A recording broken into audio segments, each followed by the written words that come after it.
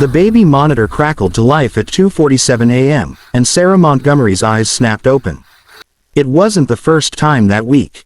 Little Emma's cries pierced through the darkness of the sprawling Beverly Hills mansion, and Sarah's heart clenched with that primal instinct every mother knows: something was wrong.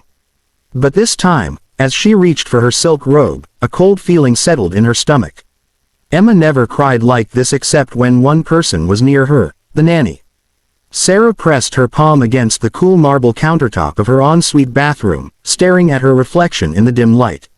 Circles darkened her eyes, and worry lines creased her forehead, marks that no amount of expensive creams could erase.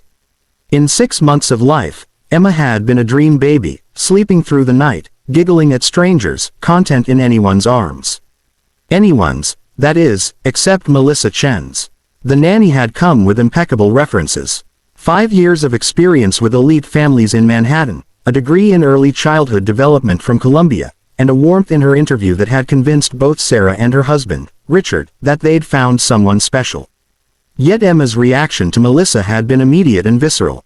The moment the nanny held her, Emma's face would crumple, her tiny fists would ball up, and those heart-wrenching wails would begin. "Babies can sense things," Sarah's mother had said over the phone last Tuesday. "Trust your instincts, sweetheart." But what were her instincts telling her? That Melissa, with her gentle voice and patient demeanor, was somehow harming her daughter. It seemed impossible. Richard had dismissed her concerns entirely. "She's a professional, Sarah. Emma's probably just going through a phase. You're being paranoid because you're going back to work next month." Maybe he was right. Sarah had built Montgomery Digital Marketing from the ground up, transforming it into a multi-million-dollar empire before Emma was born. The thought of leaving her daughter had kept her awake more nights than she could count. Maybe this anxiety was manifesting as suspicion toward an innocent woman. But then there was yesterday afternoon. Sarah had returned early from a meeting to find Melissa in the nursery, standing over Emma's crib. The baby was screaming, her face red and wet with tears, while Melissa simply stood there, her back to the door, motionless. Something about the scene had felt staged, performative. The moment Sarah had entered, Melissa had spun around with a bright smile, reaching for Emma. "Oh, Mrs. Montgomery, I was just about to pick her up. She must have had a bad dream." Now, at nearly 3 in the morning, Sarah made a decision.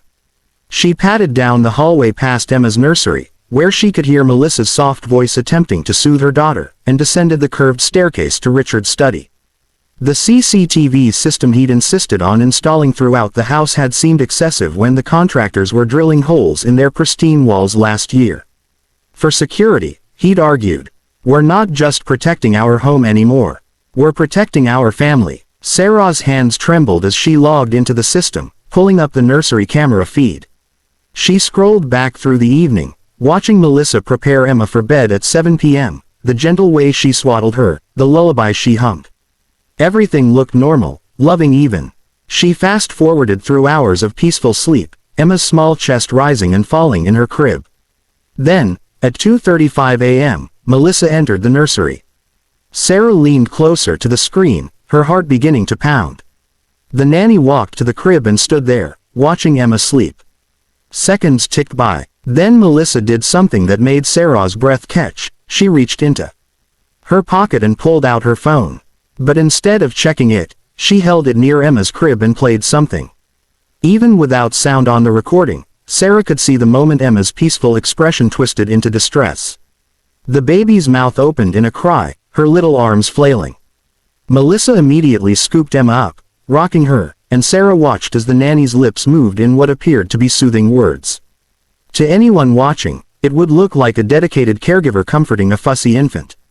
But Sarah had seen what came before. With shaking fingers, she enabled the audio and rewound the footage. The sound that emanated from Melissa's phone made Sarah's stomach turn.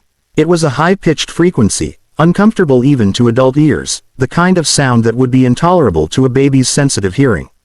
Melissa had deliberately woken Emma, deliberately caused her distress. But why? Sarah's mind raced through possibilities, each more disturbing than the last. Was this some twisted form of job security, making herself indispensable by creating problems only she could solve? Was it worse? Her finger hovered over her phone, ready to call the police, when Melissa's voice came through the speakers clearly. "Shish, sweet girl, I know it hurts. I'm so sorry, Emma. But your mother needs to see. She needs to understand." Sarah froze. What did that mean? She watched Melissa carry Emma to the changing table, laying her down gently. The nanny pulled out her phone again, but this time she opened what looked like a photo album. She held it where Emma could see, speaking softly. "This is Maya. She was just a little older than you. See her smile. She loved butterflies and strawberries and her daddy's terrible singing." Melissa's voice cracked. "She had your same blonde hair, Emma. Your same beautiful eyes." Sarah's hands covered her mouth as understanding began to dawn, cold and terrible. Maya's mommy worked all the time too. Important job, important meetings, important everything except what was important. Melissa was crying now, tears streaming down her face as Emma's wails softened to whimpers. Maya's nanny seemed perfect too. References, experience, everything. But Maya's mommy never checked the cameras. Never thought to look. She trusted, and she was wrong, and my baby sister paid the price. The words hit Sarah like a physical blow. She was out of the chair and running up the stairs before conscious thought took over, her bare feet silent on the plush carpet. She burst into the nursery, and Melissa spun around. Emma clutched to her chest. "Mrs. Montgomery, show me your phone." Sarah's voice was steady despite the adrenaline coursing through her veins.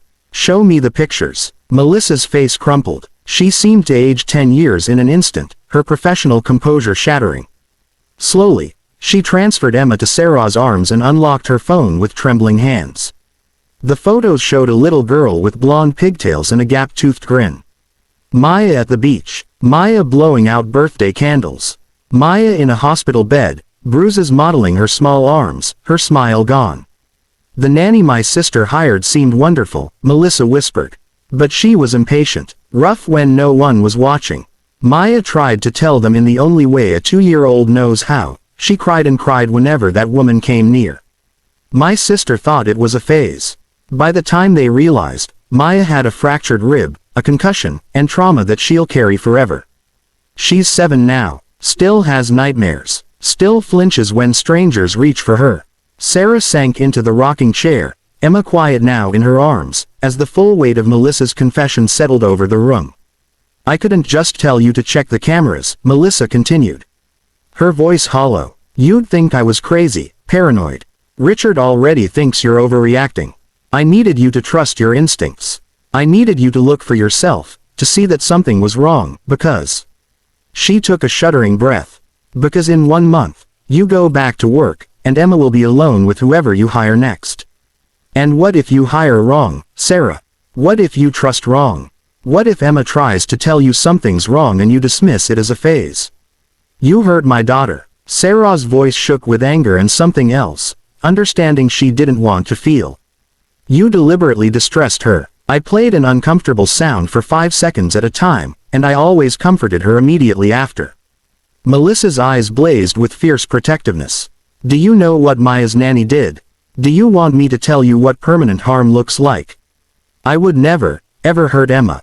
But I needed you to feel what my sister felt, that terror when something seems wrong but everyone tells you you're imagining it.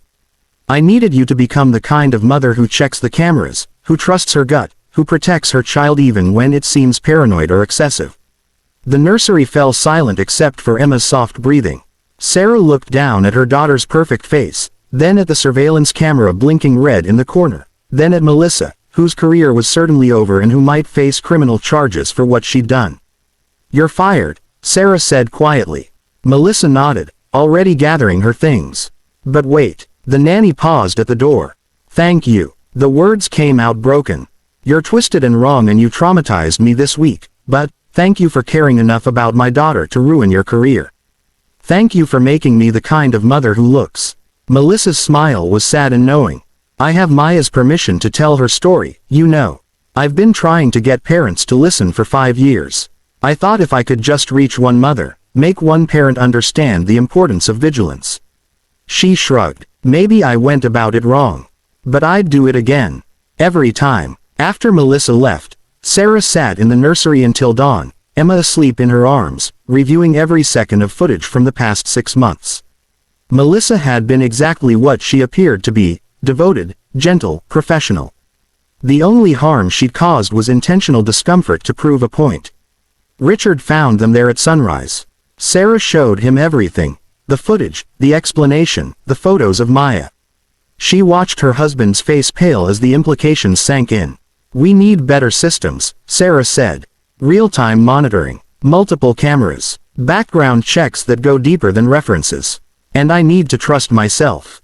When something feels wrong, it's my job to investigate, not dismiss."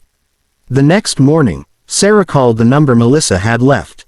"I'm not pressing charges," she said. "But I am starting a foundation. Parent education about childcare safety, warning signs, proper vetting procedures. I want Maya's story told, with her family's permission. I want you to help run it." There was a long pause. Then, "I'll do it. But on one condition: we tell the truth. All of it. What I did wrong too. Parents need to be vigilant, but they also need to know that crossing ethical lines, even for good reasons, isn't the answer. There has to be a better way." The foundation launched 6 months later. Within a year, it had helped over 10,000 families implement better safety protocols. Maya, now 8, cut the ribbon at their first awareness center, her hand firmly grasped in her sister's. Sarah never hired another nanny. She restructured her company to allow remote work and brought Emma to the office on crucial meeting days. On Emma's first birthday, as Sarah watched her daughter blow out her candle, she thought about Melissa's desperate gambit, about Maya's suffering, about the thin line between protection and paranoia. The cake was vanilla with strawberry filling, Emma's favorite. As Sarah took photos, she made sure to capture her daughter's smile, that pure joy that every child deserves to keep. And she promised herself, as she had every day since that night in the nursery, that she would always, always look